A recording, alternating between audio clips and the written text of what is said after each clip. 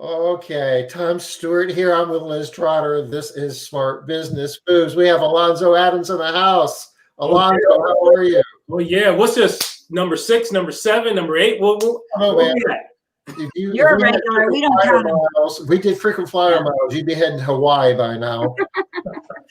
I was in Hawaii by now.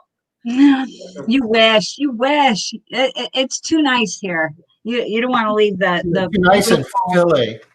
What's the temperature today? No, I'm looking for any kind of ways to get away. Like Southwest, I'm trying to get away. They do have nice cheap getaways on Southwest, right? $97, you can go somewhere. I was just speaking with someone that just is going to Maui. So they were like, they're going to Maui next month. And I was thinking Maui, and I was like, oh, that's right, it's COVID time. Yeah. Yeah. You know? My business coach is over there right now. Oh man. In Maui, yeah. I'm like, oh gosh. Funsies. Yeah, I take a stroll down the beach. I take it. Yeah, I would too. All right. We got a lot of talk about today, so we aren't going to tarry too long, but just give you guys a heads up that tomorrow is deal day. So if you want to hear about deals that you're not going to find anywhere else that are good for only 48 hours, where you're going to be hearing from vendors who provide products and services specifically to the house cleaning industry, well, tomorrow at 5 o'clock is going to be your opportunity for that. And it's a pitch fest. I mean, don't make no misunderstanding, but it's stuff that a lot of us use in our business anyway. So if you're going to use it anyway, might as well get a deal, right? That's right. It's good stuff. Yeah. It's not a pitch on bad stuff. It's a pitch on all the stuff that you already want to buy. So it's totally a win. All right, let's see. Oh, that's Caleb on there. I wonder why he doesn't show up on my end. Hey, Caleb. Good to see you. Didn't make it to book talk today. Uh-oh. He didn't make it to book club this morning. So I just given him a little bit of grief there. It's okay. So we're streaming to a number of different pages and groups. And if the way this whole thing is set up, if somebody enters a comment on a page, it comes right into StreamYard. If they enter it in a group, for whatever reason, it doesn't. So how do I see people? You guys can see. I can't see anybody. So up on the right-hand side of your screen where it says comments, that's actually a tab. If you click on that, okay, it doesn't look like a tab. Isn't that crazy? Yeah, but I don't see anybody though. I just Nothing see yet? comments. So regardless, we got a lot of stuff to talk about. So I know Caleb is on here because he's working on business planning right now too. We were just talking about goal setting and what he's going to be setting his goals at going into 2021. And is he doing his mastermind accountability homework? Yeah, That's right. The doghouse. I have a feeling we're going to be seeing a lot of MMA people on here because we're all working on 2021 goals right now. So, all right. And then Tom, Thursday, what are you going to be talking about? We're going to be picking up where we were last week. We were talking about important KPIs. We want to get ready to track for the new year, and we're starting with the most important one, profit. And we're taking a slower approach to this. So a lot of times we jump into KPIs and we just kind of hit you with a fire hose. This time we're having a discussion about the whys. These numbers are important, and just kind of peeling the layers of the onion back in a way to make it so it's a bigger deal than just being able to solve a formula. You have to be able to see it, know how to use it, and that's what we're doing. So we're going to be talking about KPIs on Thursday for a good while, or until everybody gets tired of it, whichever comes first. Well, some people get tired of KPIs before you even start talking, but the rest of the people are like, yeah, let's keep talking. Let's keep talking about that. It's important stuff. All right. So lead us off here, Alonzo. What do people need to be thinking about, and how should they start to address the new year and their goal setting, and what do you got for us? Okay, let's look at this. Let's think about this. I'm actually working with a group, and we're diving into this using SWOT. SWOT is old, but it's a great tool to use to flush out all the problems, and let's say what SWOT is. It's your strengths, your weaknesses, your opportunities, and your threats. So I love using SWOT because it's simple, but it can really get you to the heart and core of where real issues are.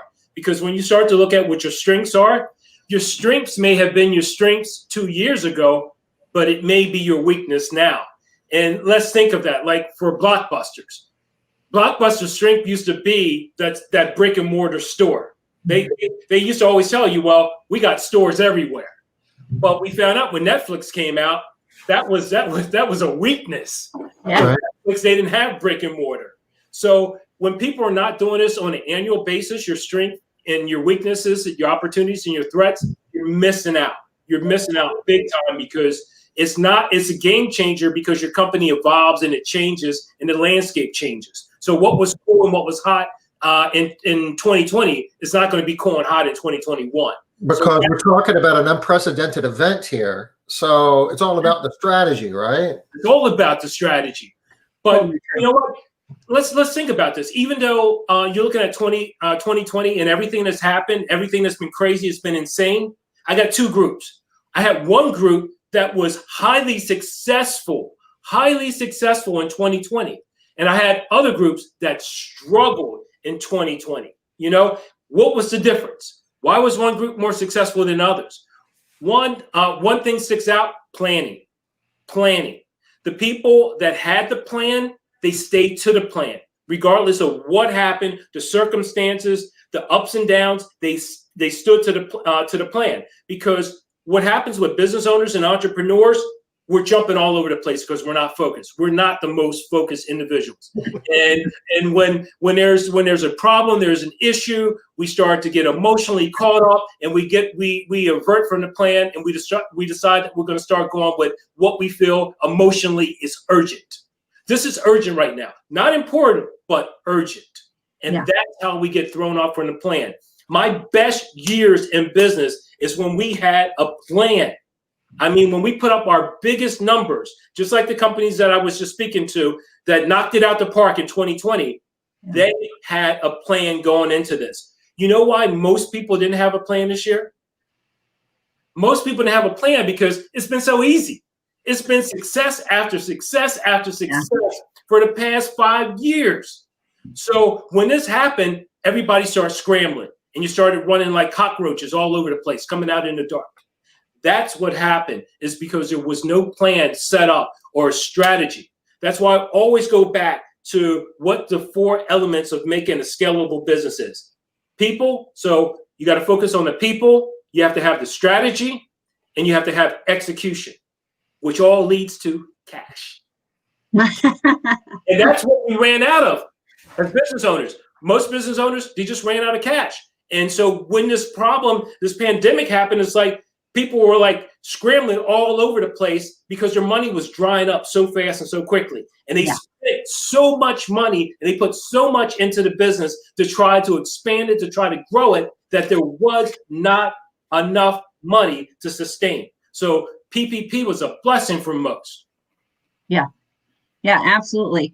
One of the things that you're talking about right here, Alonzo, that I think a lot of people are afraid of is they're afraid to set a plan because they get this idea that they can't change the plan, that's it. And then if COVID happens, okay, now I'm just screwed. And like they throw the baby out with the bathwater. But I like what you're saying is you have a plan and you stick to your plan, but you modify and you change it up based on what comes along. But you don't just say, oh, well, free for all. And you started the discussion with SWOT analysis. So, I mean, that's strategy. And I'd like for you to talk just a little bit the difference between strategy and plan, because a lot of us think that we need a plan, but give no thought to strategy. And it's like Groundhog's Day. Every year we're doing the same thing, and we're just kind of recasting numbers and, got to upgrade my yellow page ad this year and figure out how much, money I'm going to be spending on classified ads. I mean, a bit silly, but really, if we spent more time on the strategy, right, we can burn less calories and get more cash to show for it. Well, what happens is because we're all programmed and we're trained to just create a plan. what do I always say? You got to have a plan, man. You got to have a plan. We got to plan. But are people really saying we got to have a strategy? That's broad. That's big. Strategy, that word. What do we do with a strategy? But how do you formulate this? I like to have tools. And some of the tools could be as simple as just let's have Kanban boards. And maybe everybody doesn't know what Kanban boards are. Kanban boards are basically a board where you can actually put up there a column where there's going to be your strengths. And you can start to list down what those strengths are to start to really see how strong are you? What are the strengths of your business? Do you have weak admin? Do you have weak managerial staff? And then you start to look at your weaknesses and you start to uncover those. And it's good if you have your staff in, they can help you uncover what those weaknesses are. And then you start to look at what are the opportunities? What are we missing? What is there that we could take advantage of that we're not taking advantage of? And then start looking at those outside threats, because we're all, again, facing outside threats that we need to be aware of as we're creating a strategy here. So why I like again, SWOT, and it's so simple and simplistic, it's very easy to implement. It doesn't take us to say, oh man, here we go again with this whole planning. I don't want to do this. I don't have the energy. I don't feel like being a part of this. It's very simple, and it actually is, it's more interesting, when you actually start to formulate and put this together. So we use the Kanban boards, but we actually use what is called Todoist. Todoist has boards. And the boards is a virtual boards which you create to start to unravel all your issues and your problems with your weaknesses and putting up your strengths. Some people use Trello. So you can use Trello. They have Kanban boards. You can start to list those as well. And again, like the whiteboards that you can start to put together this whole plan. But I think when you get this all out, that's when you go into the strategy, Tom, because you can start to figure out how do we strategize to address what we have uncovered here. And that's the beauty of having a strategy that we can execute on. But the strategy has to have someone that's going to be in charge of making sure that this is happening, that this is getting addressed on a weekly, a monthly basis, a quarterly basis. And I call that person an integrator. An integrator is the person that really has the tools, they have the knowledge, they have the skills that they can get it done. They're GSD all day. Now, some people are probably looking, what is GSD? I'll have to figure that out. That's stuff done. But it's nice version. It's the Liz version of GSD. All right. That's what it's about. You got to have GSD all day. Okay. Would you say that this is accurate? Does this make sense according to what you're saying? Because I think a lot of times people confuse strategy and plan, just like Tom was saying. So when I'm thinking of strategizing, I'm thinking about you got to look at all the different areas of your business, where all of the things are that need to change, what's going on in all the areas, not just with your business, but in relation to what else is going on in the world. So that's strategizing. And then planning is, how are you going to do? What things are you going to do? It's like a plan of action. What things are you going to do to compensate for your weaknesses, to really take advantage of your strengths, to overcome your threats? Is that how you look at this, Alonzo? I break it down into some categories, because again, you got to get people thinking, you got to get things flushed out. So number one thing is looking at money. So you want to look at finances. Take a look at your finances. Take a look at your marketing. What does your marketing look like? Another area you want to take a look at is your management. What's the strength of your management? Take a look at leadership. What does that look like? The next item I would take a look at is lead generation. How are we bringing in leads? How many leads are we bringing in? Where are they coming from? Because if you don't start to flush those things out, how are you going to really have a solid strategy? Yeah. So I like to have those type of categories that we take a look at. The other thing is, we were talking about earlier, was people. That was something that came out heavy with my company, because when we think of people, we think internally and externally. People inside the company, which is our staff, and we look at externally, which is our clients. How can we better help them and serve them? Okay. So basically you're thinking, finances, marketing and sales, leadership, and Yes. management, the people, the culture, the people on both sides. Yes. Lead generation, lead conversion. You I'm hearing consider a that whole all lot of part of num- your marketing piece, or did you separate those out, Alonzo? Sometimes you got to break those out a little bit and flush them out a little bit, because you can really see what's working and what's not working. Okay. You How know, about operations? We put any time, energy, effort into operations? absolutely. Absolutely. I would encourage to have that up there, because again, you can see that if there's any problems in your systems and processes that you have to run the business, you know, what's working, what's not working, what's outdated, what doesn't apply anymore, what's applicable. So yes, absolutely. Part of what I'm hearing is you're talking about looking at a whole bunch of numbers. That's part of it, right? It's part of it.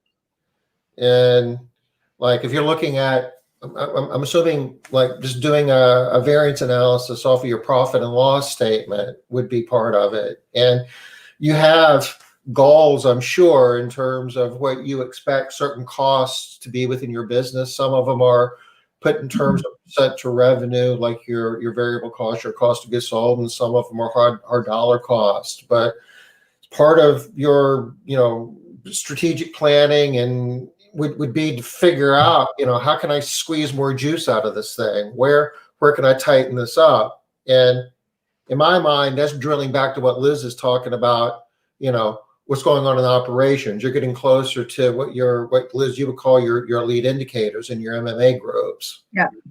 Yeah. You start with how am I going to make more money off of this thing? And then you start backing up. Okay, well, what knobs do I have to turn to make that happen? Well, exactly. That's why when you do the SWOT, you're going to basically flush out the topics.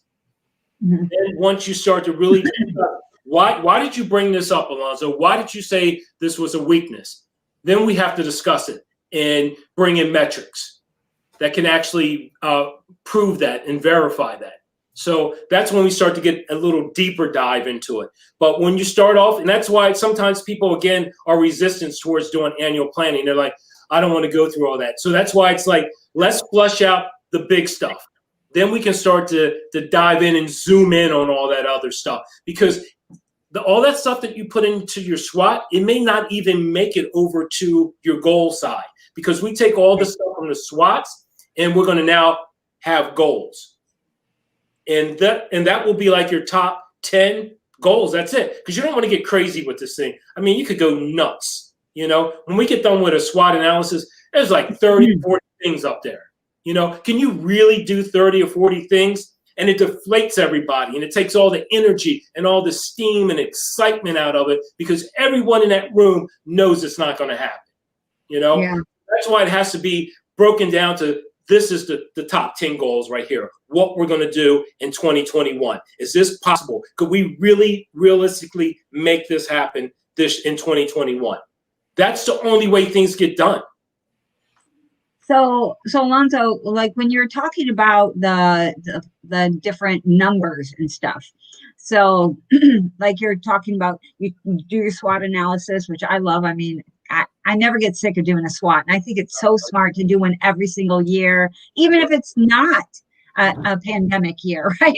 It just makes sense to do it all the time. Right. But you take this information and then you're like, okay, I know now these are my strengths, and I'm going to use these strengths to overcome some of these weaknesses and in these different areas. And you start breaking down your goals.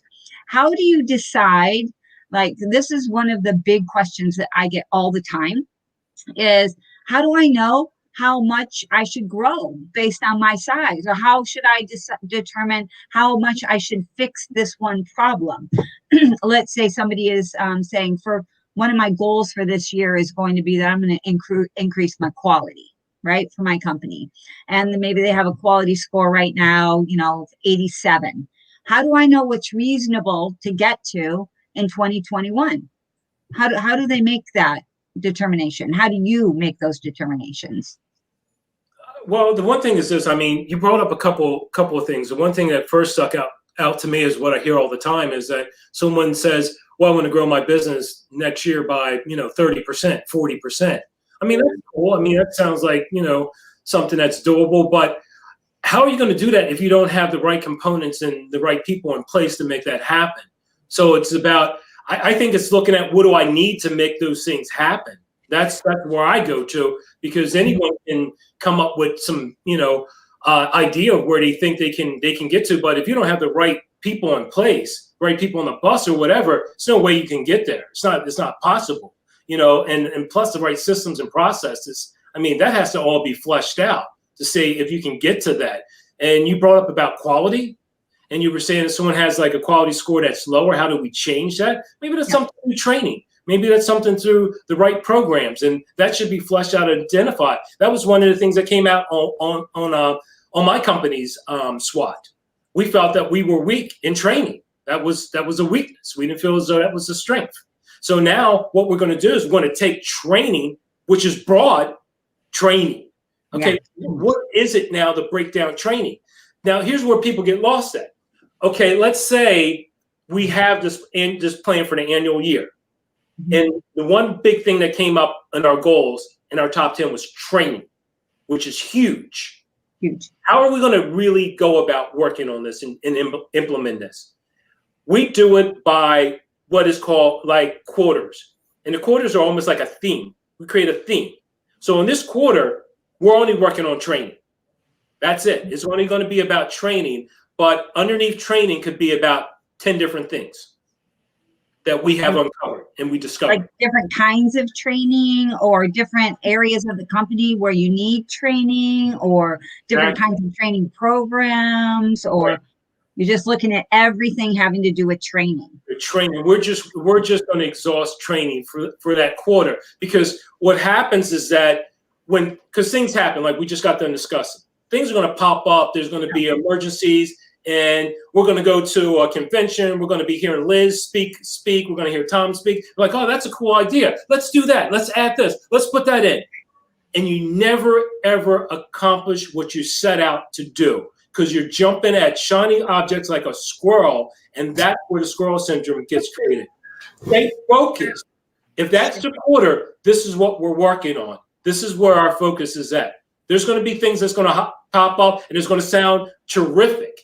And it's great that someone's using that for their company. But right now, that's not where we're at. Take that idea and put it in the idea box. Yeah. Have it somewhere, All right. So we have something we call the parking lot for entrepreneurs, right? So put it there. We tell people, date it. When are you going to put it there? But then also put on there, what month are you going to look at it again? Decide now, so then you can feel confident that it's being addressed. I'm not dropping the ball. I'm actually doing what I'm supposed to do. Give yourself a big pat on the back for not doing that. It's a Steve Jobs tactic. Exactly. Reward yourself for not doing it, for ignoring it and saying, you know what, we'll come back to it. It's a great idea, but we'll come back to it. Caleb's not a squirrel, he's a goldfish. That's good. I like the goldfish thing, because you're always on the inside looking out at what everybody else is doing too. That's awesome. Right. Yeah. Right. Okay.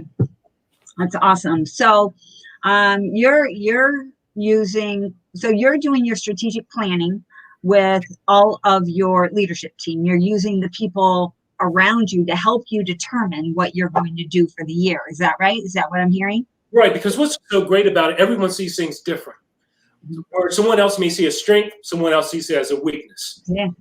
And you share why you see that as a weakness, why you see that as a strength. And that's allowing for all these opportunities and ideas to come out.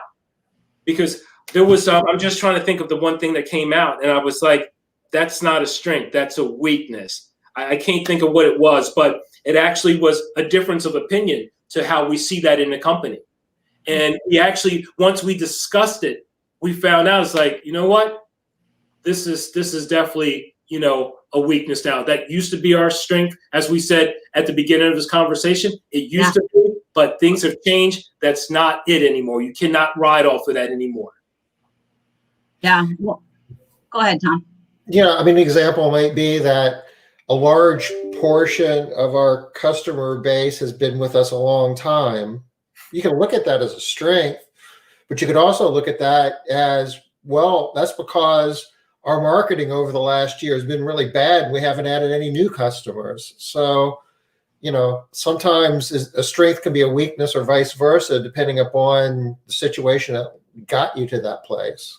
You know what it was, since you said that, it came back to me. So, our supervisors have been with us now at an average of I think it's about 9 years, but they're getting old.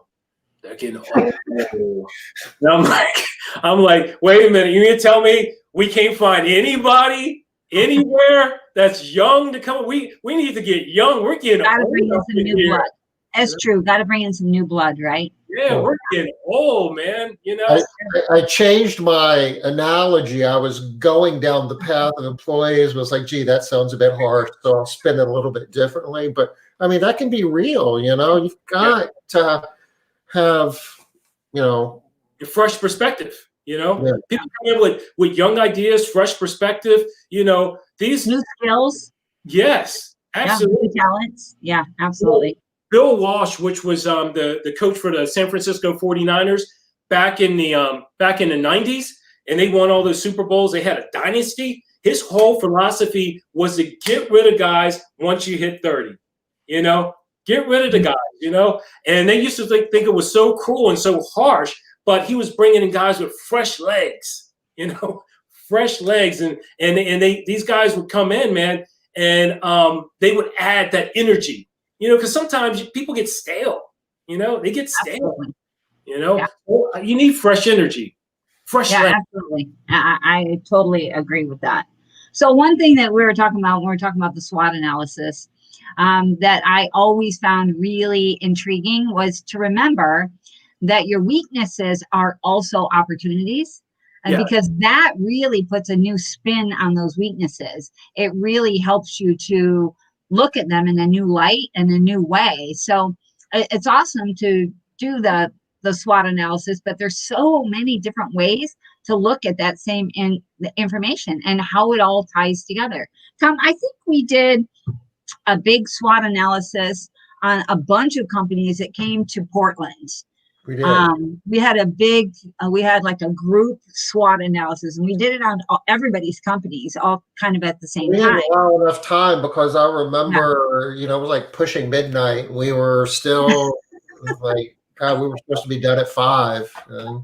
But it was so engaging and so enlightening that you don't feel like you want to be done, because as soon as you start addressing all of the SWOT, then you start seeing like opportunity really starts popping up. Then the plan for the year really begins to pop out and you're able to see things that you can do to be able to get there. I really love this. And that was an interesting exercise. We really need to do that again, because this was a number of business owners who knew each other's businesses and been through foundations. And we kind of, had the inside scoop on what everybody else was doing. And you see it from the outside, you see stuff that you just can't see if you're in the middle of it. Oh, you're right. Yeah, absolutely. Yeah, I do love that idea. I'm definitely going to be taking that to the MMA and going to run a group SWOT. I mean, it's a great idea, and it works. It gets people on the same page. I mean, we have a real sort of a strict structure on, like you said, initially, Alonzo, set the annual and then break it down by the quarter and then down by the month, and then breaking it down by the week. Yeah, bringing it bringing it down. But you got to put the right stuff on that annual plan, right? Yeah. You can't just sit there and go, all right, I think I want to grow my business this %, and that's enough. That's all I got to think about right now. And there's a lot underneath that. That's where people cannot break things down. I mean, it's one to just say, hey, you want to grow by 20%, but what is it going to take to actually make that happen?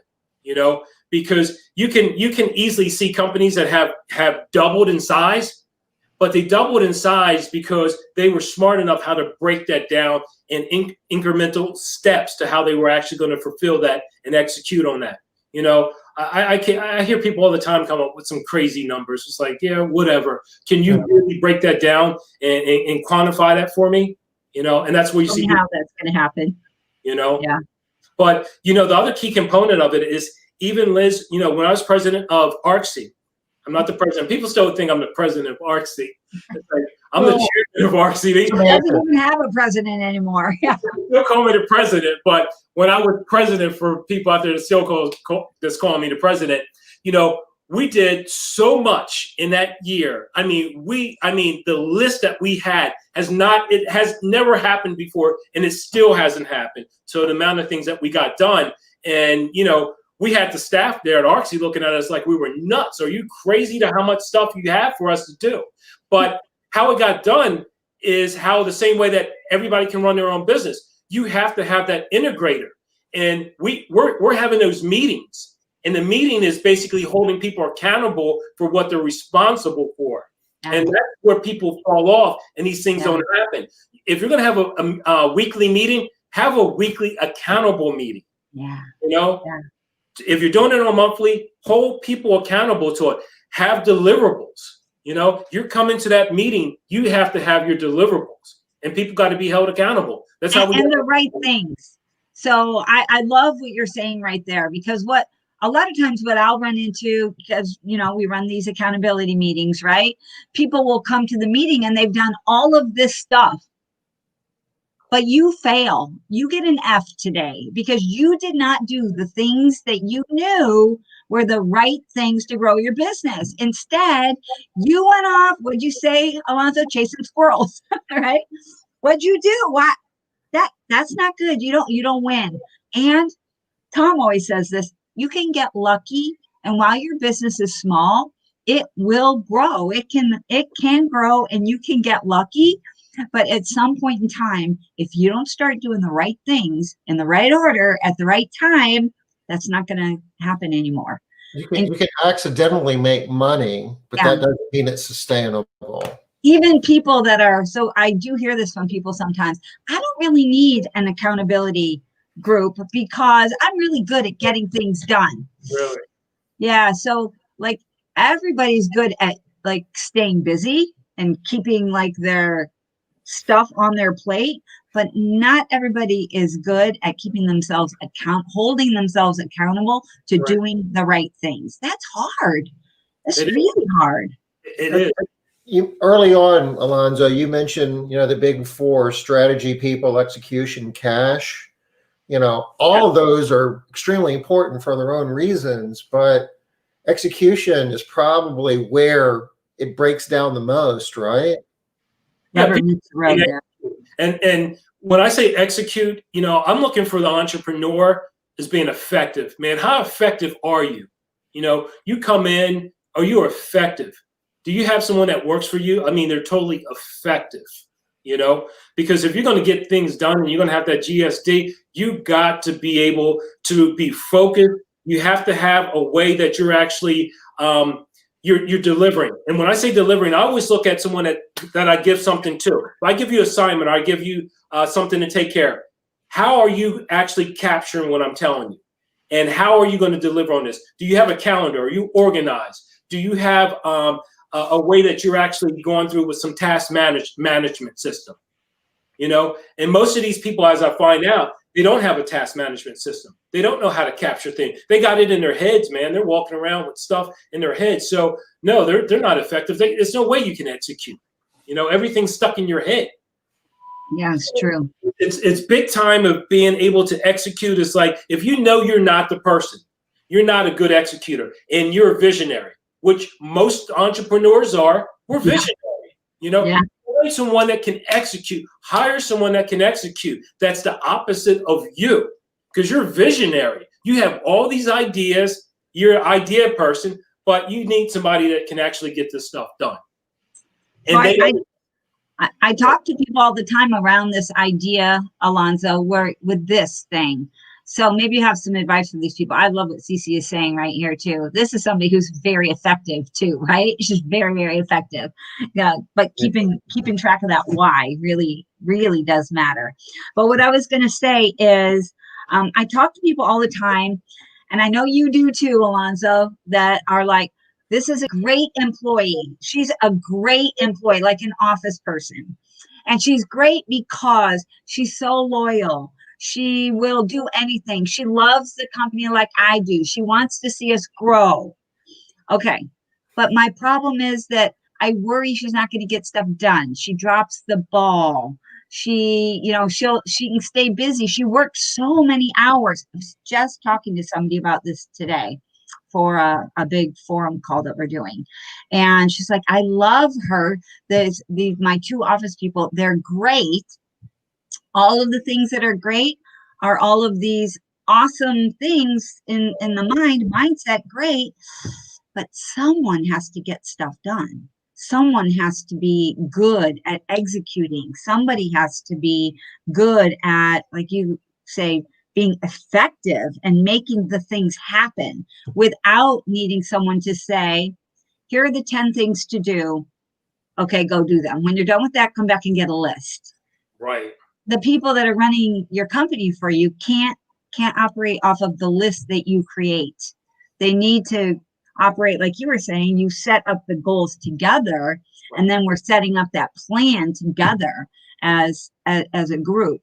So right, because you got their buy-in. Because you're just taking your ideas and maybe they weren't a part of it, and you try to feed those ideas to other people, they don't feel connected. There's no connection there. You want them to feel some type of take ownership of it. Yeah, but it's both. Right, it's both. They can't just because they take ownership and they have buy-in, if they can't do the job, you gotta do both. Yeah, sometimes you do have these people, like you said, people are looking at the different tangibles that the person has.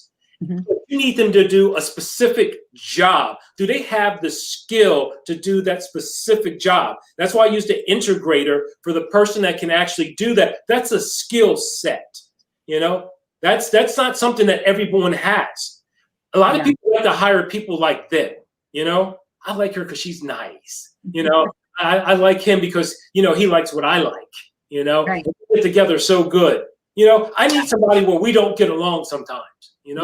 There's sometimes that we're going to have a disagreement. We're going to challenge each other. There's going to be it's going to be that confrontation. You got to have that. And people I don't want people to be confrontational. A lot of people don't like that. A lot of people would argue that point with you. That's uncomfortable. And a lot of people, this day and time, yes. But also our industry is very much about, no, I'm the boss. They need to do what I say, do it my way or the highway. I pay them. That's enough. You hear all of these things. I know you do too. And it can't be just about, you on top with the edicts coming down, like God on high, sending down the stone tablets, right? It's like, you have to be the entrepreneur, the boss that wants to be challenged yourself. You have to be, because I told myself, I said, hey, listen, tell me if something is dated. Tell me it's just not good anymore. Tell me we stink in this area. Tell me we're the worst in this area. You're not going to hurt my feelings. Tell me that. Let me know. It's like, hey, Alonzo, that was cool back then. My man. But it's totally not happening, man. You're not going to hurt my feelings. Well, that's kind of a easy says, hard does type of thing for a lot of people. It's like, yeah. I definitely want to be challenged. I definitely want you to tell me. But then when you tell them, they're like, But those people are the people that are arguably the most important people on your team, though. Yeah. Cece was here just a moment ago, and she was on our team for a number of years, and she had a lot of value in a lot of different ways. But one of them was that she was very quick to point out if we weren't thinking right. I mean, we had a relationship where we were comfortable. Not only comfortable, we welcomed that because more times than not, she was right. Exactly. You want people to tell you your flaws. Why not? Tell me my flaws. Because they see it. Exactly. And really, if they can't tell you, they're less valuable. That really is, that's a truth. The people that can't tell you the truth of the situation, or worse, they can't see it. If they think you're perfect, you need better people. That's right. I mean, I know that when people are like, oh, but you're so great. Yeah. Dude, you don't know this, but you're really rubbing my every last nerve right now. I'm just thinking how I can get rid of you. I need people that can push me. That's right.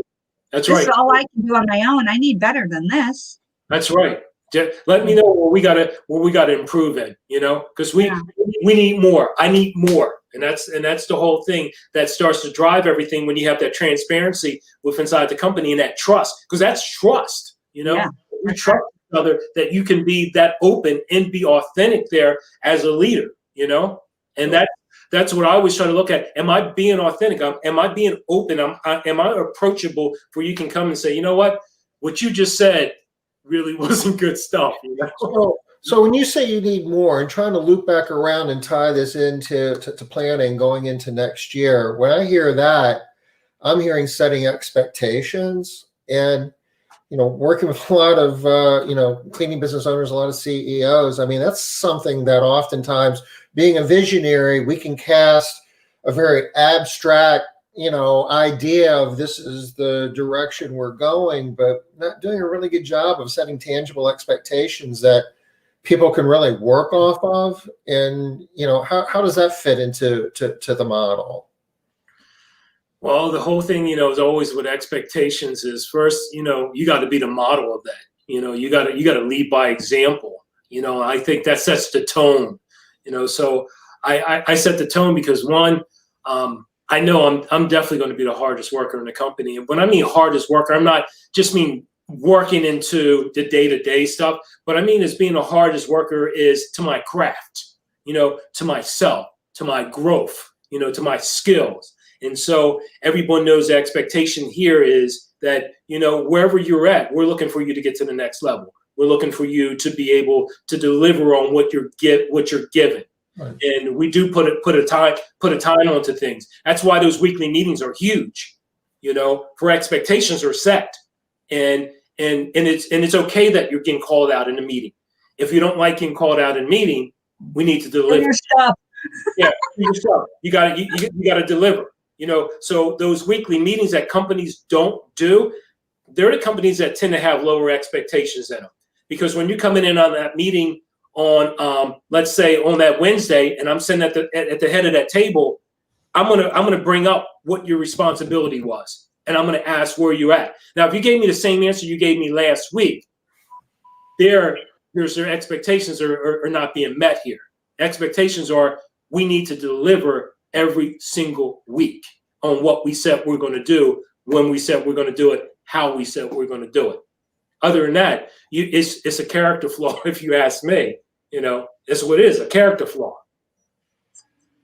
Well, I do think that sometimes what happens for entrepreneurs is, I'll like push back a little bit on the character flaw thing there, is only because sometimes I think they have so much vision going on that sometimes they're striving for too much at the same time. And so I'm not sure, maybe character flaw, but I don't think of it that way. I just something that's a character flaw because one, because everything's about credibility. So if you say you're going to do something, that's your credibility. Now, if your staff starts to see that you're not delivering on what you said you're going to do when you said you're going to do it, then they're going to start to relax on things. Yeah. So their expectations start to drop. That's why when you see coaches being fired, right? You see it all the time. And we always see the people of the companies. Someone comes in and they turn the company around. Why did they turn the company around? Why did you turn the team around? Because of the expectations. And people decided that they're going to be accountable. There was no accountability just for our teams, the 76ers, had to fire the coach. The one player with the star player said one thing. Right now, there's accountability in our culture. Mm-hmm. Accountability in our culture. It wasn't there before. You're professionals. No, it wasn't there. No one was holding nobody accountable. Accountability and expectations kind of go hand in hand, don't they? Yes, sir. Absolutely. Yes, they do. And that's if you say you expect something, but there's no accountability, then you don't really. Nobody believes you. You don't really expect that. Yeah, but what's happening now? Now we're more in a culture, and that's why we do. Everybody's walking this fine line because accountability. Basically, how you learn it started in the home from our parents, right? This is what happened. You were held more accountable as we're growing up. But, things have changed now with parenting and leadership and things. And the accountability is not as high as it used to be because there was so much pressure on Johnny or Mary. And now when you put that on them, you get stressed, they get upset, or you're the bad guy, the bad cop. And that is what we're dealing with as we start to deal with employees now, because you're saying things that's hurting people. You're making them feel uncomfortable. They don't know how to accept that information in a good way. They hear it as an attack. Or yes. They see it as you're trying to say they're bad or bad people, not that there was bad action, right? That they need to improve. Yeah. Well, it's because I always say right now we're dealing with everybody's great. And I see everybody with their kids. Their kids like, oh, you're great. You're great. You're doing great. You're great, Johnny. You're great. And it's like, listen, great is earned. You just don't give people great. Great, you have to go through something to get to great. If you didn't go through anything, how did you just arrive at great? And why is great now the new good? So you can take good away. But if you're good nowadays, you're okay. But you're great. Yeah. We need a new word, right? What could be above great? Because nowadays everybody's great all the time. Yeah. And everything is great. Everything is great. Yes, everybody's on more and more anxiety medications, but right? It's great. It's hard. But that's why accountability comes into play, and it's so important. But again, if they didn't get it at home and they walk into your company, your culture has accountability. So if you go to do annual planning and you go to talk about accountability, because if you do try to have strict accountability, you're going to lose people, and people are going to think you're a jerk. They're not ready for it. Right. They got to kind of be walked up to it. Exactly. All right. So do me a favor. I know we're getting a little bit tight on time here again, but talk to me a little bit about your annual planning. Like you guys do your SWOT. How much time do you invest? When do you start? Like, talk to me about time frame, the amount of time, all the people that are there. Good question. You definitely want to have your key people there. I like to start in November. November is great because one, we're starting at the beginning of November. It's a little bit more relaxed.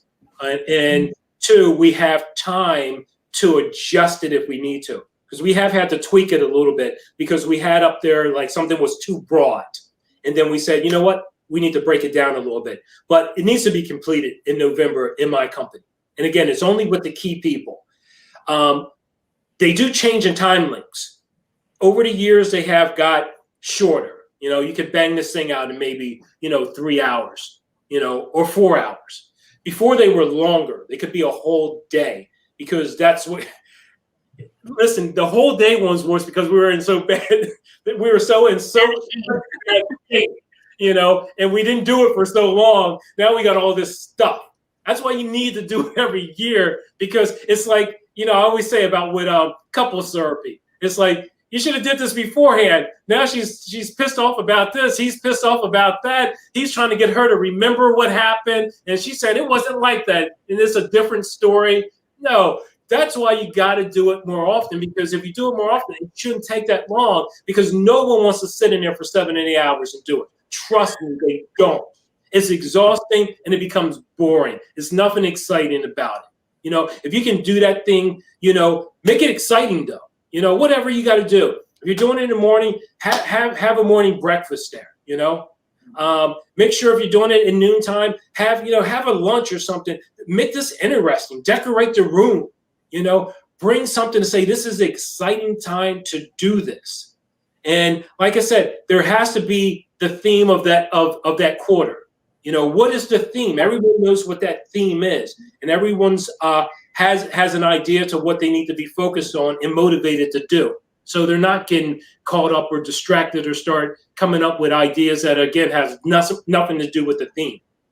So when you're talking about theme, you're talking specifically about a theme like training, not a theme like shoot for the stars or like, right? Because that's what you see all the time. Like, it'd be awesome. You know what? People recognize corny. I mean, if your staff is corny, then you do that kind of stuff. Bring a clown in or something. But I mean, Talk but about meeting cadence just for a minute, though. So you have the annual planning that you start in November, and that could be a series of multiple meetings, correct? right, because now in order to get these things done, we got to keep being aligned. Because when more time goes by, I've experienced people get disaligned. They got their own personal things going on. They got their own problems with another staff member or whatever. But to keep the focus and keep everyone aligned, you got to come back. It's almost like the scorecard where we're looking to see where we're at with things. The scorecard is, again, we're always looking at our weekly numbers, but now we're looking at where are we at with that training idea that we have with the program. Where we're at with getting done. How many people has been through the training program? So when you complete your annual planning, you've got like 4 themes for each quarter and multiple, goals under each one of those. You have a weekly meeting where you go over, your KPIs and make sure that you're making progress. And I guess that's probably a big part of the whole accountability that happens in the weekly meetings. Exactly, because we can see where we're struggling at, or if someone needs more help. That's your opportunity to say, "Hey, do you need more help with that? What's keeping this from moving?" Because is there a quarterly meeting at the end of the quarter or the beginning before the start of the next quarter where you're seeing, okay, well, this is how we did first quarter, and this is where we're going second quarter. What did we learn? Is there a debriefing on that? You're looking at a debriefing because, again, it's getting us inspired for the next quarter. Because if you don't scored or let people know where they stand, were we successful? Did we pull this thing off? So there is that debriefing for we can get fired up. We leave a few days though, a little breather, because you need to catch your breath a little bit before you ramp it back up. See, when people make the mistake, they dive in too quick. That's kind of like the book, The 12-Week Year. You take that little breather there for a few days for everybody to get their senses back, to get their energy back up again, get their strength in order and their focus, and say, all right, it's time to ramp it up. And when I say a few days, I mean like a week. Give everyone a week away, okay, before you start to ramp back up. It's like wind sprints. You got to catch your breath before you do your next one. That's right. And when people take those breaks and they get refreshed again, that's when you see these things happening like clockwork. And like I said, when we have done these things and we've done them consistently, we watch our numbers go up. When we get away from it, the numbers don't move the same way. I really believe that consistency is key too. I think that people don't talk about that piece enough. People talk about, that you've got to break it down and you've got to do all these things, but they don't talk about how important it is to be consistent with the activity. It's not okay to have this weekly meeting. You're going along 6 weeks, and then you miss a week, and then you miss 2 weeks, and then pretty soon you find out that your whole thing is off track.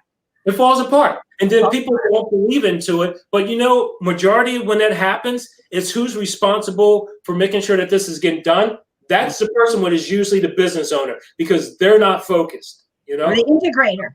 Yeah, right? You'll get it integrated. So in this case, that's why you have a person that is an integrator. If you're not a good integrator, then you get one that's good at it, and they keep things on track. So like in my mind, this would be somebody that's like a high C, like a high CS or a high SC in the disc world. Somebody that likes to follow the rules, likes to stay on track, likes to follow a system. They love that. It's like easy for them to stay on track. You put that person on in charge. Because they get stuff done, right? They get stuff done, and they enjoy getting stuff done. It's easy for them to get stuff done. It's not as hard. So, you know what? We don't want to even discount the people that are even smaller. So you don't have that person. Yeah. And you're like, there's no way I'm going to do a weekly meeting. Well, do it every month, but do something. Consistency again. If you're only going to do it once a month, then do it every month. Exactly. Don't be skipping it and dropping it, right? Like what you're doing. Yeah. Exactly. Yeah, I totally agree with that. That consistency is key in so many different parts of life too, right? Because someone right now is watching this and they're like shaking their head like, that's not happening. I'm not doing that. Yeah, it's not happening. Only one person, Alonzo? There's a lot of people, right? Like, yeah. That's right. That one dude's like, he's crazy. He's crazy. Okay, so I have one more question because we only have like 3 minutes. We got to go. So way earlier on this call, you said that you like it when people will give you feedback and they'll tell you the things that are the problems that they point out. They see stuff that you don't see. Can you give us an example of one like specific to you where somebody told you something, you're like, yeah, hard truth. I maybe I don't love it, but yeah. Driving people too hard. Driving people too hard. Yeah, okay. and that's be honest and transparent because I'm ambitious, man. And I want to win all day, every day, and and I will push people hard. And it's good if someone can tell you, you know what, keep pushing, but you might want to dial it back a little bit. Is that a criticism or a compliment? I mean, you could look at that both ways. Somehow I got a feeling that you don't go home feeling bad about yourself if somebody tells you that. I think speaking for himself as well. Okay, but I'm assuming because that's your example that you take that in and you're like, okay, I need to back that off, or I need to find a way to maybe add in a little bit more celebration. Drive hard, but also add celebration. Or right, exactly. Right. Because one, my DNA is I'm gonna drive and push hard. That's how I became successful. And so it's hard for a leopard to change his spots. It really is. Yeah. But if you can think of a way, like you said, that works for the people who you're trying to push, how do you inspire them in a way that works for them? Right. And that sometimes take, speaking to each individual that they say, this is what works for me. That's even if you're going to coach somebody, what works for them? Everybody doesn't like to be coached the same way, And so that's the key of good leadership, being able to recognize who you're really trying to push and inspire and what works for them, because everybody learns different. Everybody takes things different. Just like, kids, you got children, you got different children. They're different, they're not the same. One kid, you can be all over him. The other kid is like, man, you better sweeten that up with a little bit of honey, It's true though, right? One kid you could yell at every hour of every day and he's still going to look at you and not do anything. The other kid you just look at and you're like, what? And they start bawling, right? They're like, oh, and they straighten right up. So different kids. Yeah, right. I agree. Different employees, different business owners. I had to do it as a parent because, if you just got one style, that's your only style, you're going to lose. You got to learn different styles. Got to be hard. Yeah. We are at the top of the hour. Okay, SWOT analysis on your family, y'all. That's what I'm saying. That's a different concept. Alonzo, thank you as always. Good stuff. Thank you so much, Alonzo. Always have fun. Always enjoy when we get together and have these kind of intimate conversations. Yeah, I'm glad you're on our regular list, right? So we can get you on here regularly. It's awesome. Well, I'm getting more high demand. I don't know how many times we do this, but we'll make it work. That's thankfully. Might at one point have to talk to my agent, but we'll make it. What? I heard nothing. Time to go. Top of the hour, Tom. All the little people that were there a long way. Yeah. No, seriously, thank you. Appreciate your help today, and as always. Done for today. Tomorrow is Wednesday, deal day. Seriously, if you've never done that before, it's really fun. And even if you don't buy anything, that's fine. I promise you're going to learn something about somebody who's doing something to help the industry that you didn't know. So we'll see you tomorrow at 5. Take care, guys. Bye-bye. Bye, y'all.